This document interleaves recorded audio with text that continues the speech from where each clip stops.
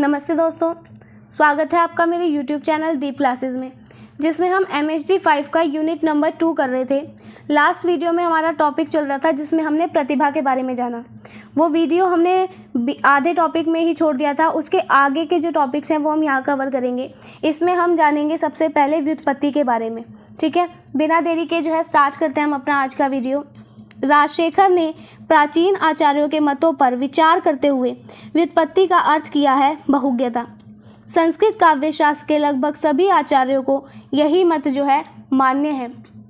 राजशेखर ने स्वयं अपना मत व्युत्पत्ति पर देते हुए कहा कि उचित अनुचित का विवेक ही वो व्युत्पत्ति है। आचार्यों ने व्युत्पत्ति को प्रतिभा का संस्कारक, उपकारक, पोषण कारक माना है। तो यहाँ पे अगर हम व्युत्पत्ति के बारे में देखें तो सबसे पहले जो आचार्य राजशेखर हुए, इन्होंने क्या किया, पुराने विद्वानों की बातों को समझकर व्युत्पत्ति का मतलब बताया।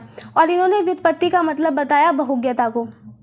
बहुज्ञता का सरल अर्थ होता है कि बहुत सारी चीज़ों का ज्ञान होना। तो संस्कृत के जो लगभग सभी बड़े आचार्य या विद्वान हुए वो इसी बात को यहाँ पर मानते हैं, जो कि राजशेखर ने मानी। राजशेखर का अपना मानना ये था कि क्या सही है और क्या गलत, इसकी समझ होना ही वो व्युत्पत्ति कहलाता है। और विद्वानों का कहना था कि यह व्युत्पत्ति ये हमारी प्रतिभा को संवारने और उसे सहारा देने के लिए उसे बढ़ाने का काम करती है। अकेले आचार्य मंगल ने कहा कि प्रतिभा से व्युत्पत्ति श्रेष्ठ है, किंतु इस मत को ना तो समर्थन मिला और ना ही कोई चर्चा हुई। कवि कर्म की कसौटी है भाव की संप्रेषणीयता। कवि अपनी अनुभूति को निर्वैयक्तिक बनाकर ही सफल होता है, पर हृदय को प्रभावित करने या पकड़ने की ताकत कवि में तभी आती है जब उसमें लोक हृदयता होती है। इस लोक हृदयता के लिए कवि से व्यापक लोक ज्ञान की अपेक्षा रहती है। इस प्रकार कवि प्रतिभा से व्युत्पत्ति का निकट संबंध है। अब राजशेखर के बाद आए आचार्य मंगल। ये सिर्फ केवल यही ऐसे विद्वान थे जिनका मानना था कि जो व्युत्पत्ति है वो प्रतिभा से ज़्यादा प्रमुख है। लेकिन इनकी इस बात को क्या किया, किसी ने भी सही नहीं माना था। असल में एक कवि का जो असली काम है वो ये है कि अपनी भावनाओं को दूसरों तक अच्छी तरीके से पहुंचाना। तो एक कवि तभी सफल होता है जब वो अपनी निजी बातों को सबके लिए बना देता है। लेकिन लोगों के दिल को छू लेने वाली जो ताकत है वो कवि में तभी आती है जब वो क्या करता है, लोगों के मन को समझे, जिसे लोक हृदयता कहते हैं। इसके लिए कवि को दुनिया का सबसे बड़ा ज्ञान होना चाहिए। इसीलिए कवि की जो प्रतिभा है और उसके ज्ञान का आपस में गहरा रिश्ता यहाँ पर माना गया है। तो ये हमने व्युत्पत्ति के बारे में देख लिया। अब हम जानेंगे यहाँ पर अभ्यास के बारे में। काव्य सृजन के लिए अभ्यास की उपादेयता से भला कौन इनकार कर सकता है। काव्य केवल कवि की स्वानुभूति ही नहीं है, वह साधना है, तप है, चित्त योग है, भाव योग है, समाधि है। प्रतिभावान कवि निरंतर साधना से तत् से प्रतिभा को तपता है और निखरता, दमकता है। यही कारण है कि कालिदास हो या जयशंकर प्रसाद, उनकी आरंभिक तथा आगे की रचनाओं में महान अंतर दिखाई देता है। प्रेम पथिक के कवि ने कामायनी तक आते आते अपने कला का अद्भुत विकास किया है। अब यहाँ पे इन्होंने बताया अभ्यास के बारे में कि कविता लिखने के लिए अभ्यास कितना ज़रूरी है। तो ये सब जानते हैं कि कविता वो सिर्फ मन की फीलिंग्स नहीं होती, बल्कि वो एक तपस्या और साधना की तरह है, जिसे कि एक टैलेंटेड कवि क्या करता है, अपनी प्रतिभा को लगातार मेहनत और तप से चमकाने का काम करता है और इसको और ज़्यादा बेहतर बनाता है। फिर हमें यहाँ पे एग्जाम्पल दिए गए हैं कालिदास का और जयशंकर प्रसाद का। अगर हम इनकी शुरुआत की कविताएं देखें और बाद की कविताएं देखें तो हमें इनमें ज़मीन आसमान का फ़र्क दिखाई देता है। जैसे कि जयशंकर प्रसाद ने प्रेम पथिक जब लिखी थी वो, और लास्ट में जब उन्होंने लिखी कामायनी, तो प्रेम पथिक से कामायनी तक पहुँचते पहुँचते अगर हम देखें तो इनकी कला हमें और ज़्यादा विकसित होती हुई दिखाई देती है, जो कि अभ्यास के कारण है। राजशेखर ने काव्य मीमांसा में कहा है कि निरंतर प्रयास करते रहने को अभ्यास कहते हैं। सभी आचार्यों ने अभ्यास को प्रतिभा का पोषक हेतु माना है। दंडी ने प्रतिभा को सर्वोपरि मानने पर भी कहा कि पूर्व वासना जन्य अद्भुत प्रतिभा के न रहने पर भी शास्त्र के निरंतर अध्ययन और अभ्यास से वाग देवी या सरस्वती प्रसन्न होती है, पर अभ्यास में समाधि चाहिए। चित्त की एकाग्रता के बिना अभ्यास में तेज पैदा वो नहीं हो सकता। तो अब राजशेखर ने क्या किया, इन्होंने अपनी रचना में बताया कि बिना रुके कोशिश करते रहना, यही जो है अभ्यास कहलाता है। और सभी विद्वान ये मानते हैं कि अभ्यास हमारे टैलेंट को जो है पालने और बढ़ाने के काम आता है। आचार्य दंडी ने यहाँ तक कि ये कह दिया, अगर किसी के पास जन्मजात प्रतिभा ना हो तब भी वो लगातार पढ़ाई करे और लगातार प्रैक्टिस करे तो माँ सरस्वती प्रसन्न हो जाती है। बस ध्यान रहे कि अभ्यास करते समय हमें क्या करना है, अपना पूरा मन एक ही जगह लगा देना है, क्योंकि बिना एकाग्रता के प्रैक्टिस में जो है असर नहीं हो पाता। तो इसलिए जब हम अभ्यास करें तो अपने मन को पूरी एकाग्रता से उसमें लगा दें। लोक जीवन में कहा जाता है कि करत करत अभ्यास के जड़मति होत सुजान, रसरी आवत जात ही सिल पर परत निशान। निरंतर रस्सी की रगड़ पत्थर पर निशान छोड़ देती है, अति की रगड़ करे जो कोई, अग्नि प्रकट चंदन ते होई। निरंतरता ही तप है, तप बल विष्णु कर ही संहारा। अब यहाँ पर हमें बताया गया कि हमने कई बार ऐसा सुना होगा, बार बार अभ्यास करने से क्या होता है, एक कम बुद्धि वाला इंसान भी बुद्धिमान बन जाता है। ठीक वैसे ही जैसे कि एक कोमल रस्सी क्या करती है, जब उसे हम बार बार पत्थर पर रगड़ते हैं तो वो जो कठोर पत्थर होता है उस पर भी रस्सी का निशान बनने लग जाता है। तो अगर कोई बहुत ज़्यादा मेहनत करेगा तो चंदन की लकड़ी को रगड़ने से भी जो है आग पैदा हो सकती है। इसलिए लगातार मेहनत करना ही जो है असली तपस्या है, और इसी तप की शक्ति से जो है बड़े बड़े काम सफल होते हैं। तो ये इन्होंने बताया यहाँ पर हमें अभ्यास के बारे में। अब जानते हैं भाव इति प्रतिभा की उपादेयता को।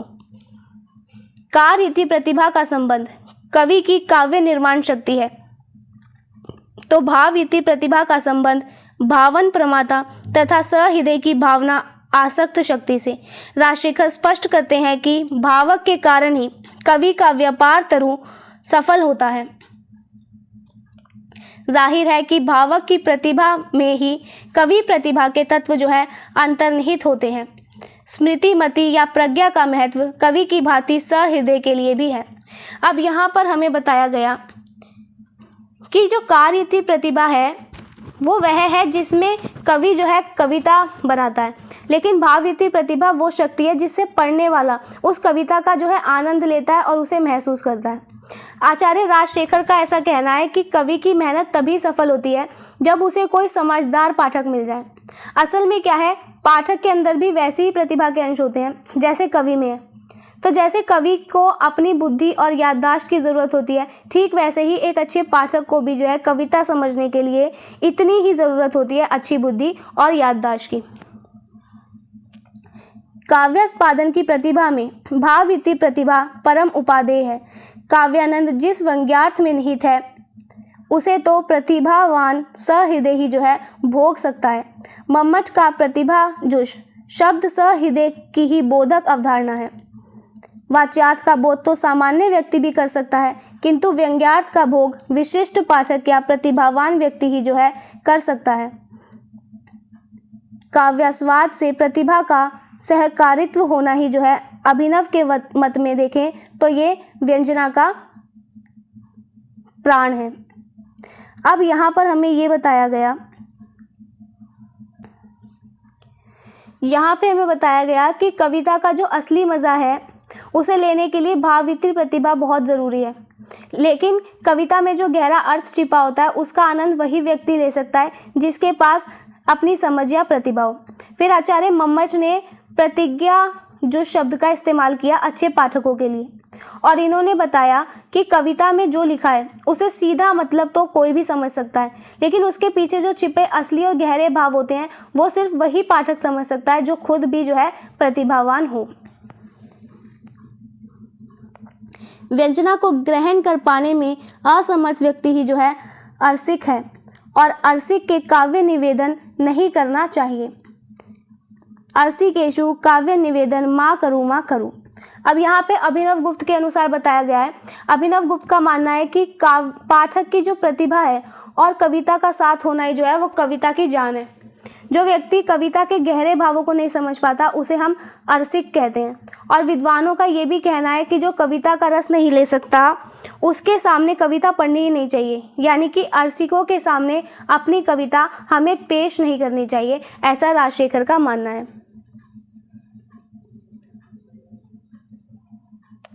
आगे देखें, आचार्यों ने स्पष्ट कहा है कि सवासन व्यक्तियों को ही काव्य नाटकादि में रस प्रतीति होती है तथा निर्वासन व्यक्तियों की स्थिति काव्य पाठ या नाट्यगृह में पाषाण और दीवार के समान है। शुष्कता के कारण ही आचार्यों ने व्याकरणों को काव्यार्थ बोध का अनधिकारी कहा है। शब्द के व्यंजक व्यापार की जो ध्वनि न समझता हो वह विदग्ध जन नहीं है, काव्य का अधिकारी नहीं है। अब यहाँ पे बताया गया कि विद्वान ऐसा मानते हैं कविता या नाटक का जो असली आनंद है वो केवल वही ले सकता है जो सवासन हो, यानी कि जिसके पास अच्छे संस्कार और अच्छी समझ हो। और जो लोग निर्वासन होते हैं यानी जिनमें ये समझ नहीं होती, वो किसी नाटक या कविता के प्रोग्राम में पत्थर या दीवार की तरह बैठे रहते हैं, उन्हें कुछ भी वहाँ पर महसूस नहीं होता। सिर्फ व्याकरण का ज्ञान रखने वाले विद्वानों ने क्या किया, कविता समझने के लायक उन्हें नहीं माना, क्योंकि इनके स्वभाव में एक रूखापन होता है। तो जो व्यक्ति शब्दों के पीछे छिपे गहरे इशारों या ध्वनि को नहीं समझ पाता, वो चतुर या विदग्ध नहीं कहला सकता और उसे कविता का असली मजा वो कभी भी नहीं मिल सकता, ऐसा आचार्यों का मानना है। हिंदी आलोचना में आचार्य रामचंद्र शुक्ल और आचार्य हजारी प्रसाद द्विवेदी की विदग्धता सहृदयता को सभी सराहते हैं। आज की आलोचना में तो भावक या आलोचक को इतना महत्व मिल रहा है कि आलोचना कर्म कवि कर्म से कम सृजनात्मक नहीं माना जा रहा है। आचार्य रामचंद्र शुक्ल तुलसीदास, आचार्य हजारी प्रसाद द्विवेदी का कबीर और विजय देव नारायण शाही का जायसी सृजनात्मक आलोचना की बड़ी उपलब्धियां हैं। तो यहाँ हमें बताया गया कि जो हमारा हिंदी साहित्य है, इसमें आचार्य रामचंद्र शुक्ल और हजारी प्रसाद द्विवेदी की समझदारी और उनके खुले दिल की यहाँ पर तारीफ की गई है कि आज के समय में तो कविता को परखने वाले आलोचक का काम इतना बड़ा हो गया है कि उसे कविता लिखने वाले कवि के बराबर ही मेहनत और रचनात्मकता का काम करना पड़ता है। यहाँ पर उदाहरण दिए गए, जैसे कि आचार्य शुक्ल ने क्या किया, इन्होंने तुलसीदास और हजारी प्रसाद द्विवेदी ने कबीरदास, साथ ही साथ विजय देव नारायण शाही ने जायसी, इन 3 रचनाओं पर बात की और ये सबूत दिए कि किसी महान कवि के काम को सही ढंग से समझना भी अपने आप में बहुत बड़ी उपलब्धि है। तो इसी के साथ हमारा ये वीडियो और ये टॉपिक यहीं ख़त्म होता है। वीडियो पसंद आया हो तो वीडियो को लाइक एंड शेयर ज़रूर करें, चैनल को सब्सक्राइब करना ना भूलें। और नेक्स्ट वीडियो में हम देखेंगे इसका टॉपिक नंबर 2.5, जिसमें हम प्रतिभा और कल्पना के बारे में जानेंगे। तब तक के लिए थैंक यू।